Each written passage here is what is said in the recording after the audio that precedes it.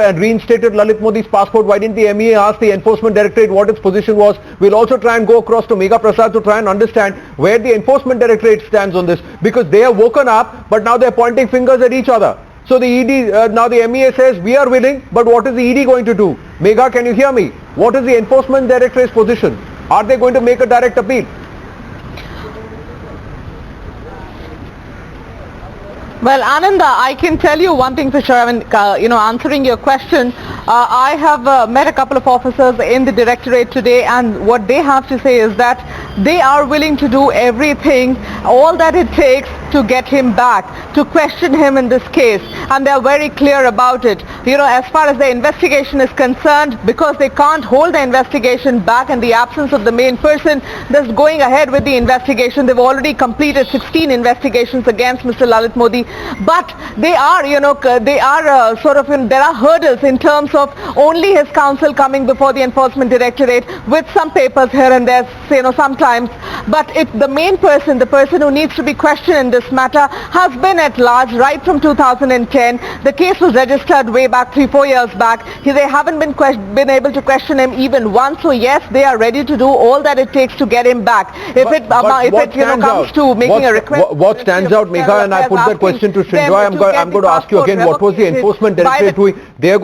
They say that yesterday the Finance Minister says the ED is still pursuing a lot of charges which are being abjugated against Lalit Modi. But why didn't they make this request to the MEA saying, let's challenge this, let the government challenge this in the Supreme Court? Why didn't they make this move in the last 10 months? Megha.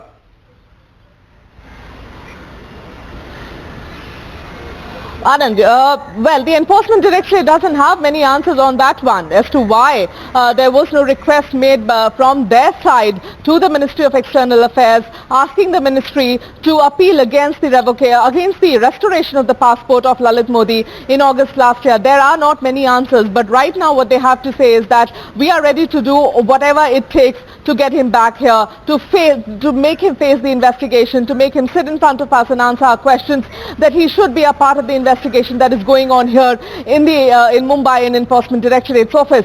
Now, what I can tell you, there is a bit of an update, Anand, that we should put out. All this while we were talking about 1,600 or 1,700 crore rupees that perhaps was the FEMA contravention against Lalit Modi itself. The number has gone up. We have a revised number now, and it is 2,062.45 crores is the exact figure that the Enforcement Directorate has given us. That is the amount of contravention, the FEMA contravention only against Lalit Modi. Only against Lalit Modi in the sense that, this is an investigation that is a very wide-scoped investigation. There are other people, other franchisees that are also being investigated, but only against Lalit Modi, more than 2,000 crore of FEMA contravention. Right now, they claim that they have as many evidence in their hands. Proven the case as far as in the investigation is concerned. The cases, 16 cases, Anand, the adjudication 16 cases has already been going on in the last 2 years.